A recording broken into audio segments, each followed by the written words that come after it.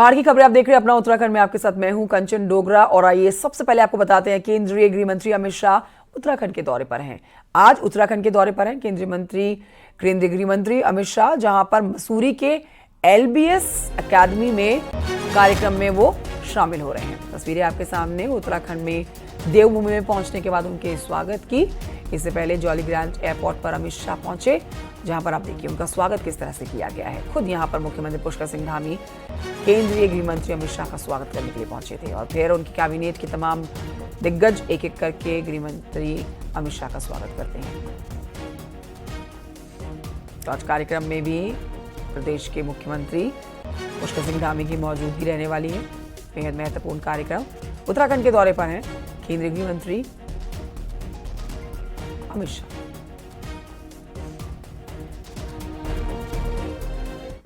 और इस समय एक बड़ी खबर देहरादून से, जहां पर UCC के लिए अभी इंतजार करना पड़ सकता है। निकाय चुनाव के कारण UCC टल सकता है।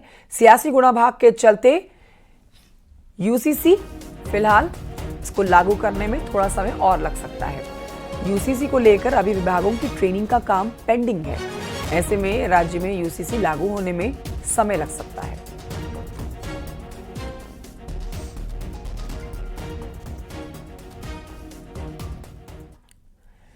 केदारनाथ चुनाव और महाराष्ट्र में कांग्रेस की करारी हार के बाद कांग्रेस के नेता हरीश रावत ने अपनी पार्टी को बड़ी सलाह दी है।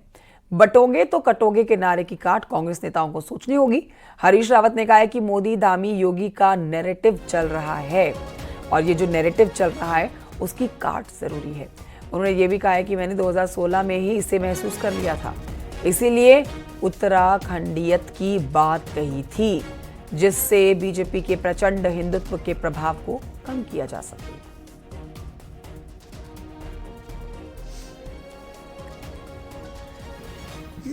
नारा घातक सिद्ध हो, इससे ज्यादा घातक हो नहीं सर।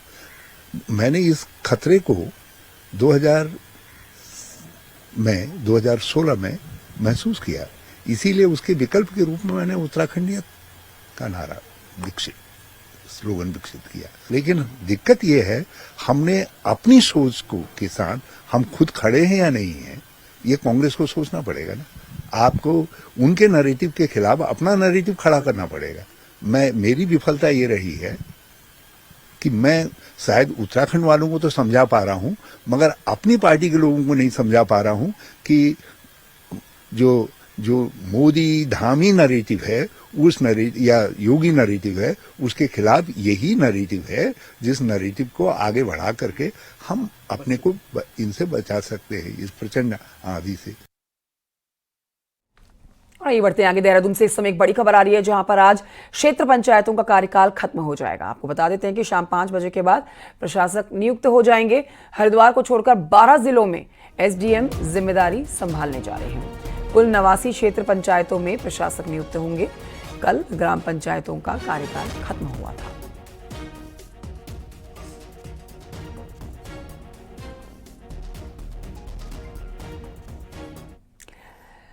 कॉर्बेट पार्क में कैमरे और ड्रोन के दुरुपयोग की कैम्ब्रिज यूनिवर्सिटी की रिपोर्ट को वन मंत्री सुबोध उनियाल ने बेबुनियाद बताया। वन मंत्री का कहना है कि कुछ लोगों के बयानों को आप आधार बनाया नहीं जा सकता है, जो सही नहीं है, क्योंकि वन मंत्री ये कह रहे हैं कि मेन एनिमल कॉन्फ्लिक्ट को कम करने, वाइल्ड लाइफ के बिहेवियर को समझने के लिए इलेक्ट्रॉनिक गैजेट का प्रयोग आज की सबसे बड़ी जरूरत है। कैमरा और जो ड्रोन है, आप जानते हैं कि आज की तारीख में ये ह्यूमन वाइल्ड लाइफ कॉन्फ्लिक्ट को रोकने के लिए किस तरह उनकी गतिविधियों पर नजर रखी जाए वाइल्ड एनिमल्स की, और वाइल्ड एनिमल्स के नेचर और कैरेक्टर को देखने के लिए भी इनकी बड़ी आवश्यकता भी है। और दूसरा जो उन्होंने कहा है वो कुछ लोगों के बयानों के आधार पर कह दिया गया, ये मैं समझता हूँ ये बातें बिल्कुल बेबुनियाद है। देहरादून के डोईवाला टोल प्लाजा पर बस के ब्रेक फेल होने से एक बड़ा हादसा हो गया, जिसमें 17 लोगों को मामूली चोटें आई हैं। बताया जा रहा है कि लच्छीवाला टोल प्लाजा पर करीब 11 बारातियों से भरी हुई बस देहरादून से बारात को लेकर दिल्ली जा रही थी, जिसका ब्रेक फेल होने के बाद ड्राइवर ने बस को डिवाइडर पर चढ़ा दिया। बस में 33 लोग सवार थे। सभी घायलों को एम्बुलेंस से डोईवाला हॉस्पिटल भेजा गया। दिल्ली के लिए जा रही थी हाँ और पीछे बारात लेके आ रही, टोल से पहले 1-1.5 किलोमीटर पहले मैंने इसकी ब्रेक ली है। हाँ ढलान तो थी, ब्रेक ले रहा था मैं, गियर डाउन करने की कोशिश करी तो गियर भी नहीं लग रहे थे। अचानक क्लच ब्रेक लगना, तो आपने बचाने के लिए डिवाइडर पर चढ़ाई। और गाड़ी लाइन में खड़ी थी, हाँ मैंने इधर लेता हूँ तो जरा कितनों की जान जाए, इधर ले इधर भी गाड़ी, तो मैंने डिवाइडर पर रोकने की कोशिश करी पर गाड़ी की इतनी ढलान की वजह से गाड़ी डिवाइडर नहीं रुक पाई। नहीं रुक पाई गाड़ी। कितनी सवारी थी गाड़ी में? सवारी 25 से 30 सवारी होगी। हरिद्वार से खबर जहां पर लक्सर में हुए सड़क हादसे में बाइक सवार की मौत हो गई है। हादसा बसेड़ी और बहादुरपुर के बीच में उस वक्त हुआ है जब एक बाइक बेकाबू होकर बिजली के खंभे से टकरा गई। टक्कर में बाइक सवार युवक घायल हो गया। मौके पर पहुंची पुलिस ने स्थानीय लोगों की सहायता से उसे इलाज के लिए अस्पताल में भर्ती कराया। डॉक्टरों ने घायल को मृत घोषित कर दिया है। मृतक लक्सर के मथाना गांव का रहने वाला था।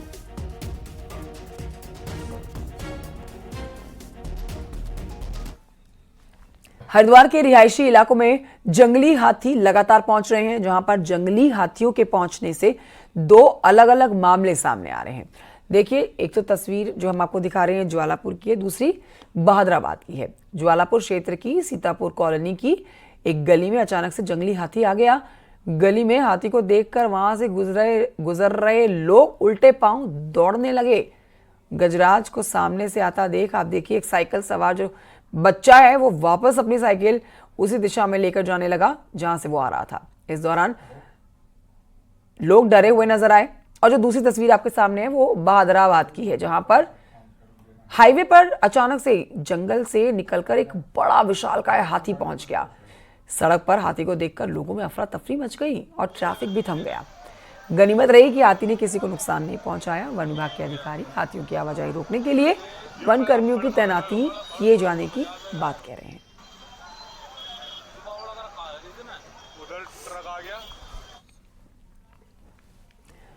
उत्तरकाशी के सिलक्यारा टनल रेस्क्यू को आज पूरा हो गया है 1 साल। देखिए, आज ही के दिन टनल के अंदर फंसे 41 मजदूरों को सकुशल बाहर निकाला गया था। जब रेस्क्यू पूरा हुआ तो फंसे हुए मजदूरों के चेहरे पर जिंदगी जीतने की खुशी देखी गई। सफल रेस्क्यू को लेकर धामी सरकार के काम की जमकर तारीफ की गई। केंद्र और राज्य सरकार की एजेंसी ने मिलकर इस ऑपरेशन को मुकाम तक पहुंचाया। इस ऑपरेशन में नई तकनीक के साथ दुआ और बौखनाक देवता में आस्था भी खूब देखी गई। घटना के 1 साल के बाद भी सिलक्यारा टनल में लगातार काम जारी है, लेकिन आज भी वो जगह जहां भूस्खलन हुआ था चुनौती से भरी हुई है।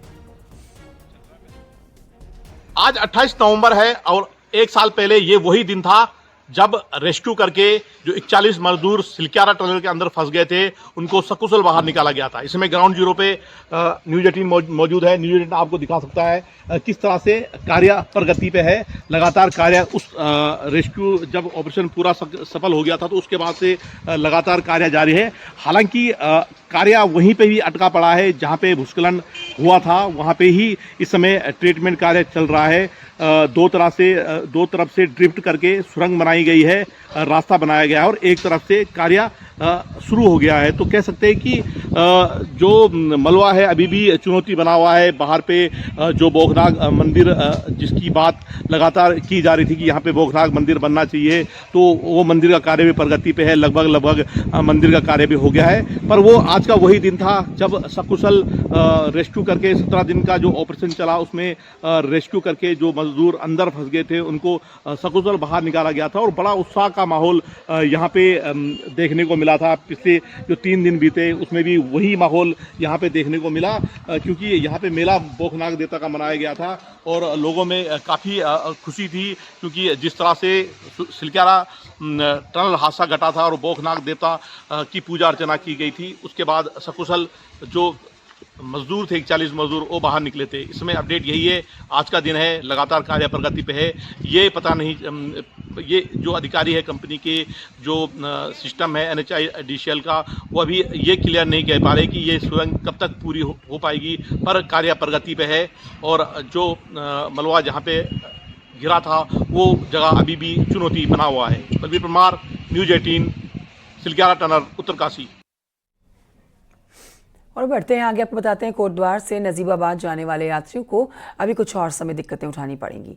नजीबाबाद में कोटद्वार के बीच में सुखरो नदी के पुल पर बेरिंग रिप्लेसमेंट का काम चल रहा है, जिसके चलते 1 दिसंबर तक रोजाना रूट को 4 घंटे तक डाइवर्ट किया जाएगा। वहीं आपको बताएं कि ये बेरिंग रिप्लेसमेंट के बाद एक्सपेंशन जॉइंट भी बदले जाएंगे, जिसमें 1 महीने या फिर उससे ज़्यादा समय लग सकता है, और इस दौरान पुल पर 1 वे ट्रैफिक ही चालू रहने वाला है। ये हमने 25 तारीख से बंद किया है।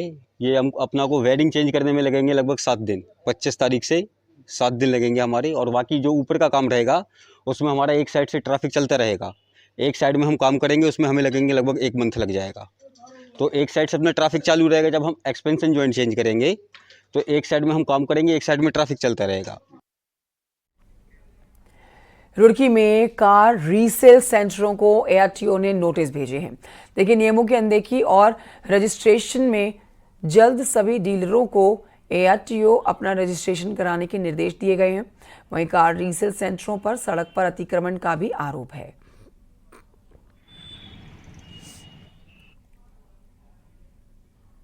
डीलर्स जितने भी हैं हमारे एरिया में, हमने सबको नोटिस दिए हैं और सबको अवगत भी करा दिया है जो भी फॉर्मेलिटीज़ हैं, और लगातार सभी हमारे पास अब आ रहे हैं अपने कागज़ को पूरा करने के लिए। अभी उनको फॉर्मेलिटीज़ पता नहीं थी, तो सबके लिए हमने कागज़ तैयार करने के लिए बोल दिया है। चमोली के दूरस्थ गांव डुमक के ग्रामीणों का गोपेश्वर में अनशन जारी है।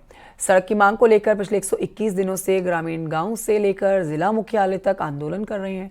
प्रशासन का कहना है कि सड़क कटिंग की वजह से कुछ जगहों पर भूस्खलन जैसी समस्या पैदा हो रही है, जिसका भूगर्भीय सर्वे कराया जा रहा है। सर्वे की फाइनल रिपोर्ट आने के बाद आगे की कार्रवाई की जाएगी, लेकिन ग्रामीणों का कहना है कि जब तक उनकी सड़क निर्माण की मांग पूरी नहीं हो जाती है, तब तक उनका आंदोलन यूं ही जारी रहेगा।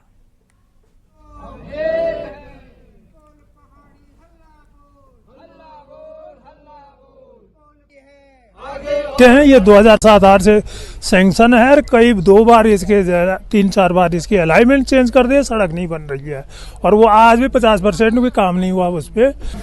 क्योंकि भूस्खलन क्षेत्र वहाँ विकसित हो गए थे, तो शासन स्तर से NGRI हैदराबाद को वो चिन्हित किया गया है वहाँ का एक सर्वे करने के लिए, और उस टीम ने एक प्रिलिमिनरी सर्वे वहाँ कर लिया है, और एक फाइनल रिपोर्ट आते ही, एस्टीमेट मिलते ही वहाँ किस तरह आगे कार्यवाही की जाएगी NGRI की रिपोर्ट के आधार पे, तो रिपोर्ट आते ही वहाँ कार्यवाही कर दी जाएगी।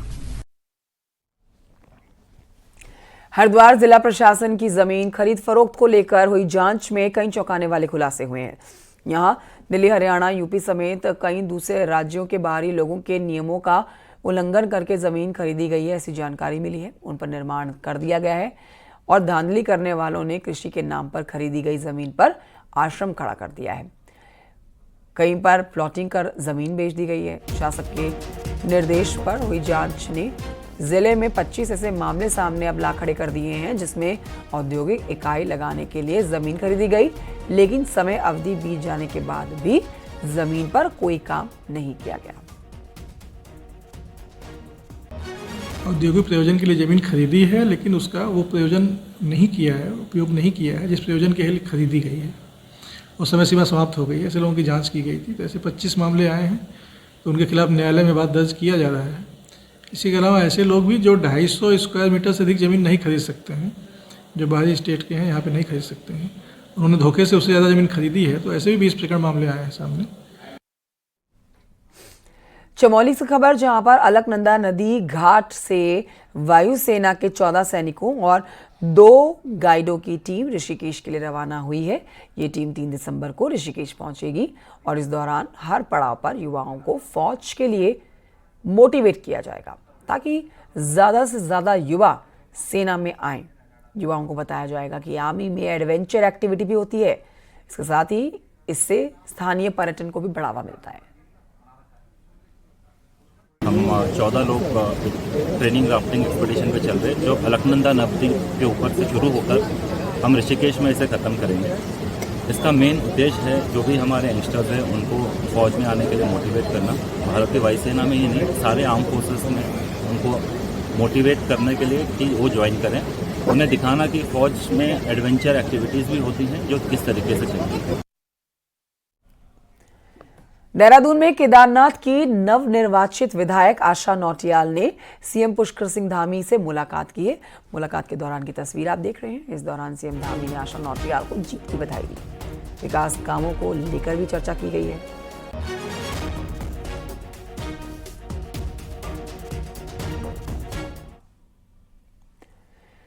केदारनाथ में बीजेपी अपने दम पर जीती या कांग्रेस के कुछ नेताओं ने बीजेपी को जिताने में मदद की? ये एक बहुत बड़ा सवाल है। ये सवाल कांग्रेस के अंदर से ही उठ रहे हैं। आखिर वो कौन है जो बार बार कांग्रेस को नुकसान पहुंचा रहा है या फिर बीजेपी से मिला हुआ है? देखिए इस पर रिपोर्ट।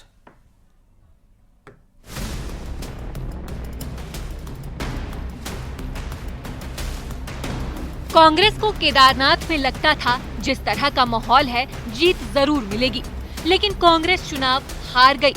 लेकिन अब कांग्रेस के अंदर बात केदारनाथ की हार पर हो रही है। कांग्रेस अपनी गलतियों से चुनाव हारी या फिर कुछ नेताओं ने बीजेपी के साथ मिलकर चुनाव हरवाया? कांग्रेस के सीनियर नेता रणजीत रावत के मुताबिक कांग्रेस में स्लीपर सेल की बात होती है और ऐसे नेताओं ने बीजेपी को केदारनाथ में जिताने का काम किया। उपचुनाव था, इसलिए सरकार ने प्रबंधन करके जो है और हमारे कुछ नेताओं ने जैसा अपने बयानों में कहा कि हमारे अंदर कुछ स्लीपर सेल हैं, वो उन्होंने अपना काम दिखाया है। तो लेकिन जब आम चुनाव होगा, इस समय हम निकाय चुनाव में जाएंगे तो हर जगह चुनाव हो रहा होगा, तो फिर भाजपा न तो उस लेवल पर मैनेजमेंट कर पाएगी, न उस लेवल पर जो है लोगों को मैनेज कर पाएगी। रणजीत रावत के बयान के बाद शक की सुई हर बड़े नेता की तरफ घूम रही है, पर बिना पुख्ता सबूत के कोई नेता कुछ नहीं कहना चाहता। कांग्रेस में बड़े नेता बीजेपी का साथ देते हैं, ये सवाल पहली बार नहीं उठे। उत्तराखंड में 2022 के विधानसभा चुनाव में यही बात उठी थी, तब भी कांग्रेस को लगता था माहौल अच्छा है। राष्ट्रपति चुनाव में कांग्रेस के एक विधायक ने बीजेपी के पक्ष में क्रॉस वोट किया, तब भी सवाल उठा। लोकसभा चुनाव में भी सवाल उठे कि कुछ नेताओं ने बीजेपी का अंदर खाने साथ दिया। किसी ने चुनाव नहीं लड़ा तो किसी ने स्लीपर सेल का काम किया। अब यही सवाल केदारनाथ चुनाव में भी उठ रहे हैं। स्लीपर सेल की बात कुछ महीने पहले कांग्रेस अध्यक्ष करण माहरा ने भी की थी, तो लोकसभा चुनाव लड़ने वाले गणेश गोदियाल ने ऐसे नेताओं की तुलना विभीषण से की थी। पर सवाल है कि केदारनाथ में काम किसने खराब किया और किस नेता ने बीजेपी के साथ हाथ मिलाकर कांग्रेस के हाथ से जीत छीनी? तो कांग्रेस में सबसे सीनियर और असरदार नेता हरीश रावत को इस सवाल पर ही यकीन नहीं है। कहा ना कि मैं इस पर कोई टिप्पणी कोई वो नहीं कहूंगा, क्योंकि ये प्रश्न ऐसा है आपका जो मुझे अंदर तक हिला रहा है। मैं इस पर विश्वास करने को अपने को तैयार नहीं कर पा रहा हूँ। इस प्रश्न में ही विश्वास करने को तैयार नहीं कर पा रहा हूँ। निश्चित ही कुछ ना कुछ तो है, नहीं तो पूरा माहौल होने के बाद, सब कुछ होने के बाद हम हारते हैं। बहुत अच्छे से चुनाव भी लड़े, प्रबंधन बहुत सटीक था, सभी लोग अपने अपनी तरीके से पूरी ताकत लगा के काम कर रहे थे। कोई ऐसा नेता नहीं था जिसने इसमें अपनी मेहनत नहीं की। उसके बाद भी चुनाव हारे। कांग्रेस के अंदर बैठे वो नेता कौन हैं जो पार्टी का बेड़ा गर्क कर रहे हैं? उनका नाम साफ नहीं है, लेकिन जिस अंदाज से कांग्रेस के बड़े नेता बात कर रहे हैं, बयान दे रहे हैं, उससे इतना साफ है कि कोई न कोई ऐसा नेता जरूर है जो खुद को कांग्रेसी बताकर बीजेपी की मदद कर रहा है। और दबी जुबान में सभी नेता ये जरूर कहते हैं कि वो विभीषण बाहर नहीं हुआ तो भला होना मुश्किल है। देहरादून से न्यूज़ 18 के लिए दीपांकर भट्ट की रिपोर्ट।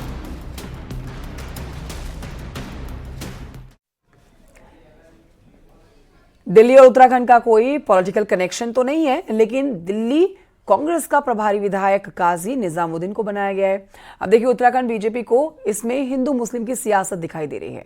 बीजेपी के मुताबिक इस फैसले से देश की राजधानी में भी हिंदू मुस्लिम अलग अलग बटेंगे, तो जवाब कांग्रेस ने भी दिया है इस पर। देखिए रिपोर्ट।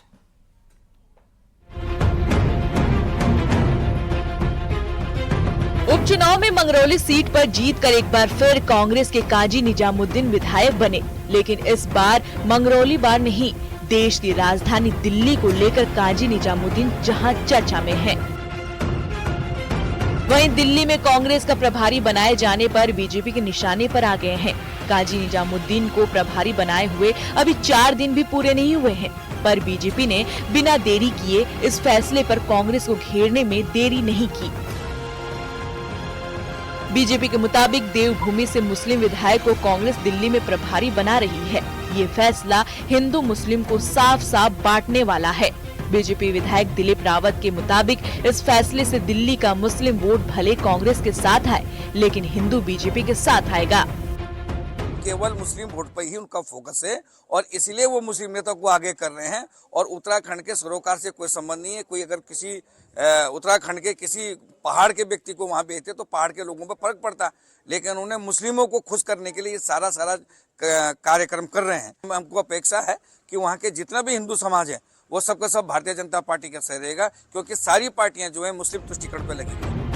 देश की राजधानी दिल्ली में करीब 35 लाख की आबादी उत्तराखंड के प्रवासियों की है, तो देश के अलग अलग राज्यों के लोग भी बड़ी संख्या में हैं। ऐसे में कांग्रेस ने किस प्लानिंग के साथ ये फैसला लिया, ये कांग्रेस बेहतर समझती होगी। वहीं शाहीन बाग से लेकर दिल्ली दंगों के बीच बीजेपी इस फैसले को मुस्लिम तुष्टिकरण बता रही है, तो कांग्रेस के मुताबिक दिल्ली के लोग और काजी निजामुद्दीन पढ़े लिखे हैं और एक दूसरे की बात को समझेंगे। काजी निजामुद्दीन के जाने से, पढ़े लिखे व्यक्ति के जाने से, पढ़े लिखे व्यक्ति के काम करने का तरीका अलग होता है और मुझे लगता है कि दिल्ली के पढ़े लिखे जो नागरिक हैं उनको इससे प्रभाव पड़ेगा। दूसरा, जिस भी व्यक्ति ने बयान दिया होगा, अगर वो कभी विधायक था या विधायक रहा है, अगर विधायक है तो उसके पिछले कार्यकाल में कितने प्रश्न उसने विधानसभा में उठाए हैं और किस लेवल के प्रश्न उठाए, इसको जांच लीजिए। और काजी निजामुद्दीन ने किस तरीके से प्रदर्शन किया है विधायक रहते हुए, उसको देख लीजिए तो उससे पता चल जाएगा। जिस दिल्ली में शाहीन बाग हुआ, जिस दिल्ली में दंगे हुए, उसी दिल्ली में 2025 में विधानसभा के चुनाव होने हैं। इसलिए बीजेपी को काजी के पीछे कांग्रेस की तुष्टीकरण की राजनीति दिख रही है, तो दिल्ली में हुए फैसले पर सियासत देवभूमि में भी हो रही है। न्यूज़ 18 के लिए देहरादून से दीपांकर भट्ट की रिपोर्ट।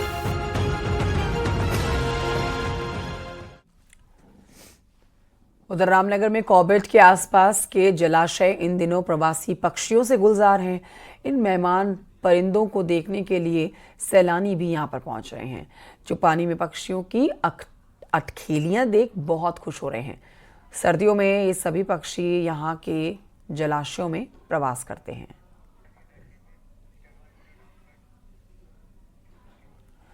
और आइए बढ़ते हैं आगे, आपको बताते हैं मसूरी के LBS अकादमी के 99वें कॉमन फाउंडेशन कोर्स को इसका समापन समारोह आज हो रहा है, जहां पर केंद्रीय गृह मंत्री अमित शाह पहुंचे हुए हैं। और ये तस्वीरें आपके सामने मंच से, जहां पर मुख्यमंत्री पुष्कर सिंह धामी भी उनके साथ मंच पर हैं। कार्यक्रम में इस समय मौजूद से थोड़ी देर पहले उनका स्वागत किया गया है जॉली ग्रांट एयरपोर्ट पर। केंद्रीय गृह मंत्री अमित शाह का मुख्यमंत्री पुष्कर सिंह धामी ने जॉली ग्रांट एयरपोर्ट पहुंचकर उनका स्वागत किया। और देखिए, कार्यक्रम में पहुंच के मंच से तस्वीरें आप तक पहुंचा रहे हैं। बेहद महत्वपूर्ण ये कार्यक्रम है और बेहद महत्वपूर्ण अमित शाह का मसूरी उत्तराखंड का दौरा है। इन्हीं खबरों के साथ वक्त एक छोटे से ब्रेक का है, कहीं मत जाइए, जल्द लौट रहे हैं।